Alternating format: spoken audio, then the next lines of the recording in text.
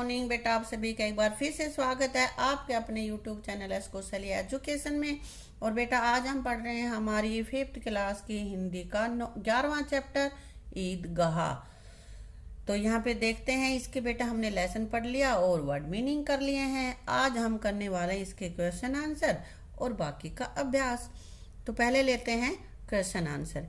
ईद के अवसर पर चारों तरफ कैसा वातावरण होता है? वातावरण सुहाना होता है, वृक्षों व खेतों में अनोखी रौनक व हरियाली होती है, हर तरफ खुशी का माहौल है। ठीक है। अमीना का दिल क्यों कचोट रहा था? क्योंकि सभी बच्चे अपने अपने पिता के साथ मेले में जा रहे थे और हामिद अकेला ही जा रहा था। क्यों? हामिद के पापा तो गुजर गए थे ना, और पैदल कैसे जाएगा, कहीं भीड़ में गुम ना हो जाए, इसी तरह के ख्यालों को सोचकर अमीना का दिल कचोट रहा था, दिल दुखी हो रहा था। अगला बेटा हमारे पास है, अभागिन अमीना अपनी कोठरी में बैठी रो रही है। अमीना को अभागिन क्यों कहा गया है? क्यों कहा गया है भाई? क्योंकि अमीना के बेटे बहू की मौत हो गई है और ईद के दिन उसके घर में खाने को एक दाना भी नहीं है, इसलिए अमीना अपने आप को अभागिन समझ रही है। अगला है, दोस्तों के खिलौने देखकर हामिद ने अपने आप को किस प्रकार समझाया? जब उसके दोस्त खिलौने ले रहे थे तो हामिद ने अपने आप को कैसे समझाया? हामिद अपने आप को समझाता है कि खिलौने तो मिट्टी के हैं, ये मिट्टी के बने हुए हैं, गिरते ही टूट जाएंगे, इसलिए मुझे खिलौने लेने नहीं चाहिए, क्योंकि गिरे और टूट गए। अगला है, बुढ़िया का क्रोध तुरंत स्नेह में बदल गया। स्नेह में कैसे बदल गया? अमीना को हामिद पर पहले गुस्सा और फिर स्नेह आने का क्या कारण था? फिर उसको प्यार कैसे आया हामिद के ऊपर? हामिद के पास पैसे होते हुए भी कुछ भी न खाने पर अमीना को बहुत गुस्सा आया। उसको देख, इसके लड़के के पास पैसे हैं और फिर भी भूखा मर रहा है, परंतु दादी के प्रति उसका प्यार देखकर अमीना का गुस्सा स्नेह में बदल गया। जब उसने देखा कि लड़का तो तेरे प्यार की वजह से कि भाई दादी का हाथ जल रहा है इसलिए चिमटा लेके आया है, तो वो बहुत ही खुश हुई और उसको अपने पोते पर बहुत प्यार आया। अगला क्वेश्चन बेटा, हामिद ने मेले से चिमटा ही क्यों खरीदा? और भी कुछ खरीद सकता था, क्यों नहीं खरीदे? उसने रोटियां बनाते समय अमीना की उंगलियां जल जाती थी। उसने हामिद ने देखा कि उसकी दादी के पास चिमटा नहीं है और जब रोटियां सेकती है तो उसका उंगलियां जल जाती है, उसका हाथ जल जाता है, इसलिए हामिद ने मेले से चिमटा ही खरीदा। अब आगे है बेटा, कहानी को ध्यान से पढ़ें। कहानी पढ़ी है ना हमें पीछे, और बताएं कि कौन सी घटना पहले घटी और कौन सी बाद में। यहाँ पे आगे पीछे लगा के इनको दे रखा है, तो तुम्हें उनको जो पहले आई है उसको पहले लिखना है, फिर बाद में उसके बाद जिसका नंबर आया उसके बाद में लिखेंगे, फिर ऐसे ही उसको लिखते जाना है। अमीना का दिल कचोट रहा है, अब खिलौनों की दुकान पर धावा होता है, गांव में हलचल है, बुढ़िया का क्रोध तुरंत स्नेह में बदल गया, 6 पैसे की कीमत सुनकर हामिद का दिल बैठ गया, ईदगाह जाने वालों की टोलियां नजर आने लगी, उसके अब्बाजान रुपए कमाने गए हैं। तो इन जो सेंटेंस यहाँ पे लिखे हैं, वाक्य लिखे हैं, इनमें से जो पहले आया है वो हमें पहले लिखना है। तो सबसे पहले क्या था? गांव में हलचल है, ये मैंने बेटा नंबर भी डाल रखे हैं यहाँ पे, गांव में हलचल है, तो ये हमने पहले लिख दिया। ठीक है, गांव में हलचल थी, तो उसके बाद क्या हुआ? उसके किसका बात का जिक्र आया है कि हामिद के अम्मी अब्बू नहीं है और उसके अब्बू बहुत सारे पैसे कमाने गए हैं, ऐसा ही उसकी दादी ने उसको कह रखा था। तो यहाँ इसको दूसरा नंबर देंगे हम, उसके अब्बाजान रुपए कमाने गए हैं, यहाँ दूसरा नंबर। ठीक है, उसके बाद तीसरा नंबर रुपए कमाने गए हैं, उसके बाद किसका नंबर आता है? उसके बाद अमीना अपनी कोठरी में बैठी रो रही होती है ना, तो यहाँ पे अमीना का दिल कचोट रहा है, ये मैंने यहाँ पे लिख दिया है। ठीक है, अमीना का दिल कचोट रहा है। उसके बाद कौन सा आ सकता है बेटा? खिलौनों की दुकान पर धावा बोला होता, या ईदगाह जाने वालों की टोलियां नजर आने लगी। पहले टोलियां नजर आने लगी तभी तो वो भी गया था ना, हामिद भी। तो अब ये चौथा नंबर है, ईदगाह जाने वालों की टोलियां नजर आने लगी। बेटा यहाँ पे स्पेस कम है इसलिए मैंने लिखा नहीं है, यहाँ पे नंबर डाल दिया, तुम लिख लेना, ठीक है। अब ईदगाह की टोलियां जाने लगी, फिर वहां पे पहुंचने के बाद क्या होता है, खिलौनों की दुकान पर धावा होता है, क्योंकि बुढ़िया का क्रोध स्नेह में तो बाद में बदलेगा, है ना। जो वो खिलौनों की दुकान पे सभी बच्चे खड़े हो जाते हैं वहां जाके, इसलिए बोला है धावा होता है। तो ये 5वां नंबर इसका है। खिलौने खरीदने के बाद क्या उगता है, फिर वो चिमटा दिखता है ना, उसको चिमटा खरीदने जाता है, तो वहां पे 6 पैसे की कीमत सुनकर हामिद का दिल बैठ गया। 6 पैसे का बताया था ना, तो उसका दिल बैठ गया। ये 6ठा नंबर है। 7वां, बुढ़िया का क्रोध तुरंत स्नेह में बदल गया। वो चिमटा लेके घर आ रहा है तो वो देखती है कि भाई उसने सुबह से कुछ भी नहीं खाया है, तो गुस्सा आता है, लेकिन फिर वो कारण बताता है कि उसने क्यों नहीं खाया और चिमटा ही क्यों लाया है। तब उस कारण को सुन के हामिदा का दिल पसीज गया और उसको बहुत ज्यादा स्नेह आया। ये हमारा 7वां नंबर। बेटा इनको लिख लेना, ये नंबर मैंने इसीलिए डाले हैं, ठीक है।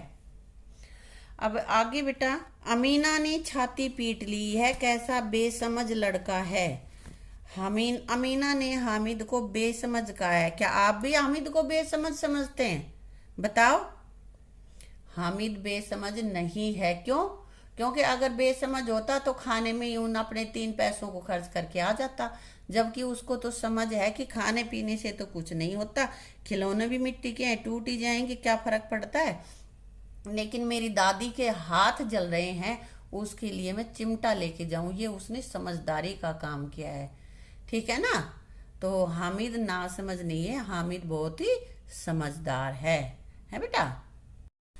अगर हामिद की जगह आप होते तो मेले से अपनी दादी के लिए क्या खरीदते। बेटा हामिद की जगह तुम होते तो क्या खरीदते भाई।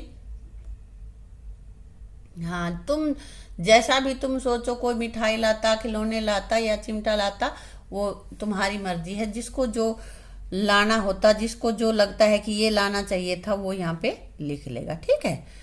आपके साथी कभी ना कभी किसी मेले में गए होंगे ना, और वहां से आप क्या क्या खरीद कर लाए थे और क्यों।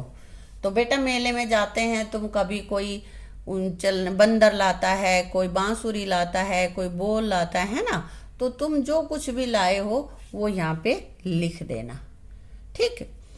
यदि आपके पास 100 रुपए हो, आप उन्हें कैसे खर्च करेंगे। 100 रुपए मान लिया मेले में दे दिए, तो कैसे खर्च करोगे भाई। कोई खा लेगा, कुछ खाएगा, है ना, कुछ टॉयज खरीदेंगे, जैसे भी तुम खर्च करना चाहो, ये बेटा तुम्हारे ऊपर है।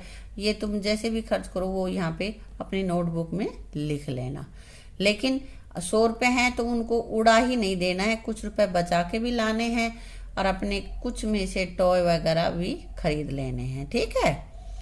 तुम डरना नहीं अम्मा, मैं सबसे पहले आऊंगा। हामिद की दादी डर रही थी। आपको किन किन से डर लगता है और क्यों, आपस में चर्चा करें। तो हामिद की दादी डर रही थी ना कि भैया अकेला लड़का है, कहाँ जाएगा, कहीं गुम ना हो जाए, है ना। तो इस वजह से तब हामिद ने कहा कि नहीं दादी डरो मत, मैं जल्दी ही आ जाऊंगा। तब ये कह रहा है कि तुम्हें किस किस से डर लगता है। सांप से। बेटा सांप से तो तुम सभी को लगता होगा, है ना। और शेर से, अरे शेर तो खा जाएगा, इसलिए शेर से तो हमें डरना ही चाहिए, है ना। अपने पिताजी से भी डरते हो। तुम में से कुछ एक डरते होंगे, कुछ एक नहीं भी डरते होंगे, क्योंकि किसके पापा तो ज्यादा मारते होंगे, धमकाते होंगे। या बेटा पापा से तो यही है कि कुछ गलत काम करें तो पापा जरूर ही डांटेंगे, है ना। तो जैसे भी तुम जिससे डर रहे हो उस पे तुम अपने टिक लगा देना। छिपकली से, कुछ बच्चे तो ऐसे हैं जो छिपकली से भी डरते होंगे, कुछ नहीं भी डरते होंगे, वो उस पे निशान नहीं लगाएगा, है ना। बिल्ली से, अपनी मम्मी से, इनमें से जो जिससे भी तुम डरते हो उस पे तुम्हें राइट की टिक लगा देनी है, और नहीं डरते उसको छोड़ देना है, ठीक है।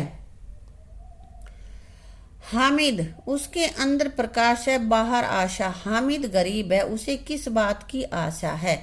हाँ, हामिद गरीब है लेकिन उसको आशा है, तो किस बात की आशा है। उसको ये बताया गया है कि उसके अब्बू बाहर कमाने गए हैं और मम्मी भगवान जी के पास से बहुत सारे टॉयस लेके आएगी। तो हामिद यही सोच रहा है कि उसकी अम्मी आएगी, बहुत सारे खिलौने लेके आएंगी, तो उसके अंदर आशा है, आशा का प्रकाश है। ठीक है। अब बस्ती घनी होने लगी। क्या कारण है कि शहर में लोगों के मकान बिल्कुल सटे हुए और बहुमंजिला होते, वहां खुले खुले क्यों नहीं होते? बेटा, शहर की आबादी ज्यादा होती है, वहां ज्यादा पॉपुलेशन होती है, जनसंख्या ज्यादा होती है, इसलिए लोगों को रहने की जगह भी ज्यादा चाहिए, और इतना ज्यादा जगह शहर की ज्यादा बड़े होते नहीं है, तो वहां पे बहुमंजिला इमारत बनाए जाते हैं और पास पास में ही घर बनाए जाते हैं। मोहसिन कहता है, हामिद ले रेवड़ी ले, कितनी खुशबूदार है। हामिद ने अपने लिए साथियों के कहने पर भी मिठाई नहीं ली। उसने मिठाइयाँ न लेने का क्या तर्क दिया होगा? हाँ, हामिद को तो चिमटा लेना था, है ना, और हामिद कह रहा है ले ले रेवड़ी ले ले, बहुत अच्छी हैं। तो उसने क्या कारण कहा? उसने कहा खाने से क्या होता है, खा लूंगा, थोड़ी देर जीभ का स्वाद रहेगा, उसके बाद कोई काम थोड़े ही आना है ये। इसलिए उसने अपने आप से तर्क दिया होगा कि मुझे मिठाइयाँ अच्छी नहीं लगती, मैं नहीं खाऊंगा। मिठाइयों के बाद कुछ दुकानें लोहे की चीजों की आती। मान लीजिए लोहे की चीजों की दुकान न आती तो हामिद क्या खरीद कर लाता? मेले में वर्णित चीजों को सोचकर बताएं। अब तुम्हें बताना है कि भाई वो क्या लाता। अगर ये हमारे पास लोहे की दुकान नहीं होती तो चिमटा तो खरीद नहीं पाता, तो क्या लाता? सोन हलवा खरीद लेता। हाँ, क्योंकि रेवड़ी वगैरह तो उसकी दादी तो खाती नहीं, खिलौने भी वो नहीं लेता कि उसकी दादी के काम नहीं, क्योंकि दादी के काम की चीज वो लाया है, तो वो ऐसी चीजें लाता है जिसको कि भाई उसकी दादी भी खा लेती और वो भी खा लेता, है ना। आगे आ गया है भाषा की बात। तो यहाँ पे एक से अनेक मतलब एक वचन बहुवचन है। जो एक चीज है उसको एक वचन कहेंगे और जो एक से ज्यादा है उसको हम बहुवचन कहते हैं। तो यहाँ पे दुकान का बहुवचन दुकानें, चिमटा का चिमटे, कोठरी का कोठरियां, टोली टोलियां।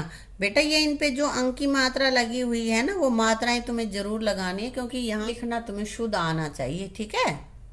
गेंद गेंदे, रेवड़ी रेवड़ियां, बूंद बूंदे, मिठाई मिठाइयां। अब यहाँ पे क्या है और री, तो रे की मात्रा वाले और री की मात्रा वाले कुछ शब्द हमें लिखने हैं। लेकिन रे बेटा कई तरह से लिखा जाता है। एक रे तो पूरा रे ऐसे ही लिखते हैं, एक रे किसी भी शब्द के ऊपर लग जाता है, किसी अक्षर के, फिर उससे पहले बोला जाता है। एक रे ये वाला जो नीचे डंडा लग जाता है उसके लगते हैं, है ना। तो इसके हमने नीचे जो लगता है उसके शब्द बनाने, ये मैंने बना रखे। प्रमाण, द्रव्य, प्रतीक, क्रमांक, कृषक, तृण, सृष्टि और मृत्यु, ये री की मात्रा के। और इनके अलावा अगर तुम लिखना चाहो तो वो भी लिख सकते हो, जो अगर तुम्हें आते हैं तो। ठीक है। आगे है पर्यायवाची शब्द देने। यहाँ पे एक से ज्यादा, जो एक शब्द के जो अनेक शब्द बनते हैं वो तुम्हें लिखने। जैसे वृक्ष, वृक्ष का दूसरा नाम पेड़, तीसरा ध्रुव, आकाश का नभ, तीसरा गगन, दिन का दिवस, वार, दिन भी कहते हैं वार भी कहते हैं, प्रकाश का उजाला भी कहते हैं प्रकाश को, और रोशनी भी कहते हैं, नदी सरिता भी कहते हैं, और तटिनी भी। और इनके अलावा भी और भी कुछ हम लिख सकते हैं। अगर तुम्हें दूसरा आता है तो वो लिख सकते हो। ठीक है। इसके साथ ही बेटा ये चैप्टर हमारा कंप्लीट हो जाता है। इसके सारे क्वेश्चन आंसर और अभ्यास जो भी हैं हमारे पास, एक वचन बहुवचन या एक शब्द के अनेक शब्द, सारे कुछ आपको अपनी नोटबुक में लिखने हैं और अच्छे से लर्न करने हैं। ठीक। अगर किसी को कुछ समझ में नहीं आया है, कोई और डिफिकल्टी है, नहीं समझ में आया है, तो ये कमेंट बॉक्स में लिख के मुझे पूछ लेना, मैं उसका आंसर तुम्हें दे दूंगी। ठीक है। Thank you.